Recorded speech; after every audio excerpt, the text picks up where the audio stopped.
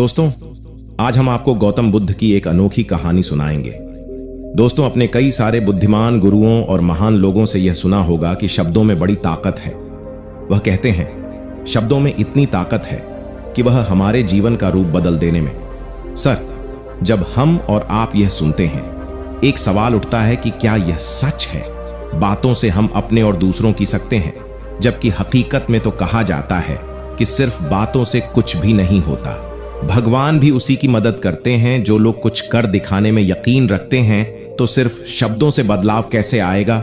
तो अब इस हालत में हम किसकी सुन, हम क्या करें? क्या हम बातों और शब्दों पर ध्यान देना छोड़ दें और सिर्फ कर्मों पर ध्यान दें, या कहीं ना कहीं बातें और शब्दों का भी कुछ महत्व है भी अपने जीवन में? तो आज की यह वीडियो आपके लिए बनी है। आज हम जानेंगे कि शब्दों का हमारे जीवन में कितना बड़ा किरदार है और क्या वह सच में हमारे जीवन का रंग रूप बदल सकते हैं या नहीं। तो चलिए शब्दों की दुनिया में साहसी यात्रा पर निकले और जाने कैसे शब्दों का जादू हमें अपनी ओर खींचता है और हमें बनता है, और कैसे केवल शब्दों से हमारा पूरा जीवन एक नया रूप ले सकता है। क्योंकि हमारी बातें एक इंसान को बना भी सकती है और बिगाड़ भी सकती है दोस्तों। लेकिन कहानी शुरू करने से पहले मेरी एक छोटी सी रिक्वेस्ट है, आपसे कृपया इस वीडियो को लाइक कर दे। आपका यह लाइक हमें प्रोत्साहन देता है। तो चलिए आज हम यही बातें एक कहानी के माध्यम से समझते हैं। दोस्तों, एक नगर में एक महान बौद्ध भिक्षु रहा करते थे। वह बहुत ज्ञानी थे और बहुत ही शांत स्वभाव के थे, और उनकी यह बात ही उनकी विशेषता भी थी। एक बार की बात है, बौद्ध भिक्षु नगर वासियों को उपदेश दे रहे थे। बौद्ध भिक्षु कह रहे थे कि शब्दों में जीवन बदलने की शक्ति होती है। अपने शब्दों से जीवन बदलो।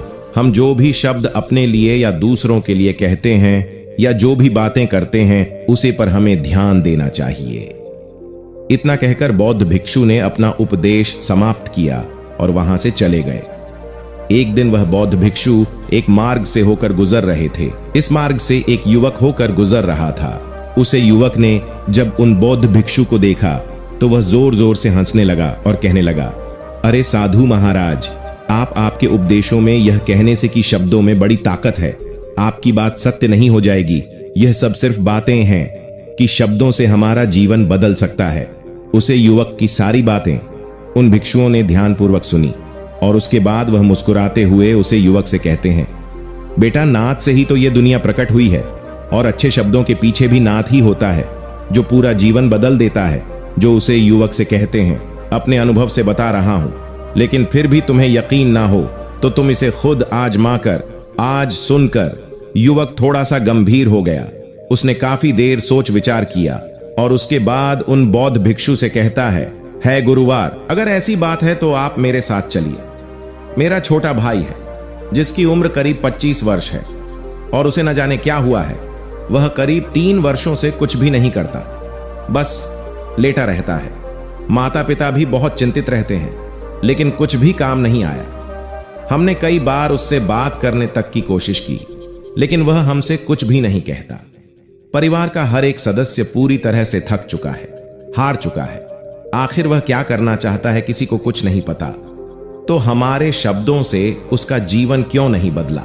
और जैसा कि आप कह रहे हैं कि शब्द सचमुच जीवन बदल सकते हैं, और उन बौद्ध भिक्षु को एक खेत में ले जाता है और अपने भाई की तरफ इशारा करके कहता है, जो पूरे गांव में आलस और मक्कारी के लिए मशहूर है।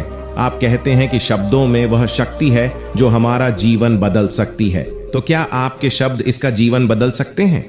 अगर यह सत्य है तो आप इसको युवक के भाई को ध्यानपूर्वक दिखाकर, बहुत देर हो चुकी है, पड़ गया। फिर कौन है जो मुझे इतने प्यार से जाग रहा है? वरना सभी गांव वाले तो मुझे आलसी और मक्कारी कहते हैं। आखिर कौन है जो मुझे इतना अपनापन दिख रहा है? उसने आंखें खोली और आंखें मलते हुए उसने पूछा, है गुरुवार, आप कौन हैं और यहां क्यों आए हैं?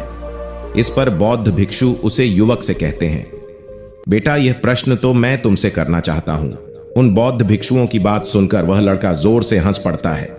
मेरे बारे में जानना है तो चाहिए, और गांव के किसी भी सदस्य से पूछ जाएगा कि मैं कौन हूं आपसे, हर कोई यही कहेगा कि वह तो आलसी है, मक्कार है। तरह तरह के ताने सुनेंगे, तरह तरह की बातें कहेंगे, सीन हो जाएगा और आपको यह पता भी चल जाएगा कि भी बौद्ध भिक्षु मुस्कुराते हुए उसे लड़के से शब्द उसे अंदर तक चोट पहुंचाते हैं। बात भी सुन लो। मैं उन कम वालों से नहीं पूछा कि तुम कौन हो, मैं तुमसे पूछ रहा हूं कि तुम कौन हो। लेकिन तुमने तो अपनी आदतें मुझे बताई। आलस तुम्हारी पहचान नहीं, तुम्हारी आदत हो सकती है और इंसान नहीं, उनकी आदतें खराब। इतनी सी बात है जो काम वाले नहीं समझ सकते। ये सारी बातें सुनकर वह लड़का पता नहीं सुनाया करते थे उन बौद्ध भिक्षुओं की। यह बात सुनकर उसे लड़के की आंखों में आंसू आ गए। वह तुरंत ही दोनों हाथ जोड़कर उन बौद्ध भिक्षु के चरणों में गिर पड़ा और उनसे कहने लगा, आप सत्य कहते हैं, यह मेरी आदत ही है और मैं इस आदत से बहुत परेशान हूं। मैं बहुत कोशिश है, लेकिन मैं अपनी आदत से छुटकारा ना कास्कतों से बाहर आना बहुत कठिन है। मैंने कई बार आलस छोड़ने का प्रयास तक किया, पूरी कोशिश भी की, लेकिन कोई लाभ नहीं हुआ। मैं जब भी कोई कार्य करने की कोशिश करता हूं तो पता नहीं क्यों मेरा मन कहीं और भागने लगता है। मेरा दिमाग किसी और दिशा में काम करने लगता है और मैं उसे कम पर ध्यान ही नहीं दे पाता। मैं क्या करूं, कैसे करूं, मुझे कुछ भी समझ नहीं आता। जब भी मैं किताबें पढ़ने की कोशिश करता हूं तो मुझे नींद आने लगती है। मन में एक अजीब सा दर्द महसूस होता है। ऐसा लगता है कि मेरा जीवन यूं ही व्यर्थ जा रहा है और जब मैं इस दर्द को बर्दाश्त नहीं कर पाता तो मैं सो जाता हूं, ताकि जब मैं उठूं तो मुझे दर्द न महसूस हो। और अब तो मुझे यह भी यकीन हो चुका है कि मैं इन आदतों से नहीं निकल सकता। यह आदतें मुझे नहीं छोड़ने वाली। इस पर बौद्ध भिक्षु उसे लड़के से कहते हैं कि आदत को छोड़ना चाहते हो तो मैं तुम्हें एक सही उपाय बता सकता हूं, लेकिन उसके लिए तुम्हें कल सुबह मुझे मिलाना चाहते हो तो कल सुबह मेरे पास चले आना। इतना कहकर बौद्ध भिक्षु वहां से चले गए। लेकिन उन बौद्ध भिक्षु की सारी बातें हैं उसे लड़के के कानों में गूंज रही थी। वह यह समझ नहीं पा रहा था कि आखिर वह बौद्ध भिक्षु उसे कौन सा मार्ग दिखाने वाले हैं। वह ऐसा कौन सा उपाय बता देंगे जिससे उसके जीवन से अलसी हमेशा के लिए खत्म हो जाएगा। देखते ही देखा अपने बिस्तर पर करवट लेता रहा और उन बौद्ध भिक्षु की बात प्रकार देखते सुबह हो गई और वह लड़का उन बौद्ध भिक्षुओं के पास जा पहुंचा।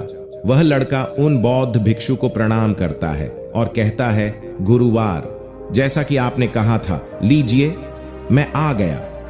अब मुझे वह मार्ग बता दीजिए जिसे मैं अपने जीवन से इस अलसी को निकाल सकता हूं।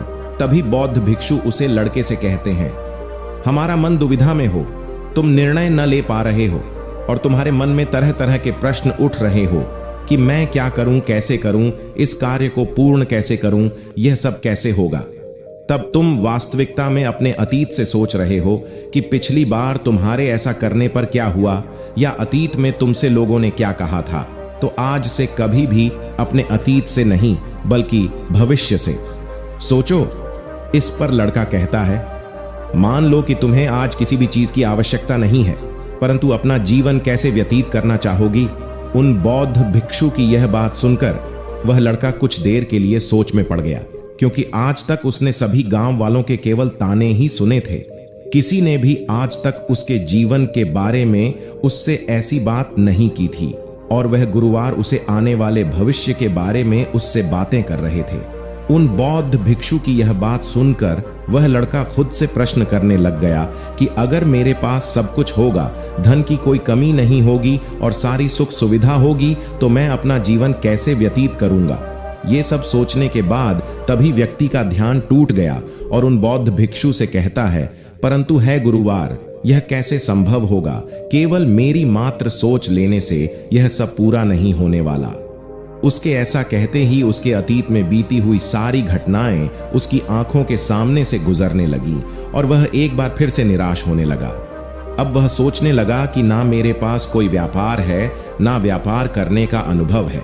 अब मैं क्या करूं और ऐसी स्थिति में भला मैं यहां से कैसे निकल सकता हूं। उस लड़की का इस बात का प्रश्न देते हुए बुद्धा ने वाय कहा, हम आपको अगली वीडियो में बताएंगे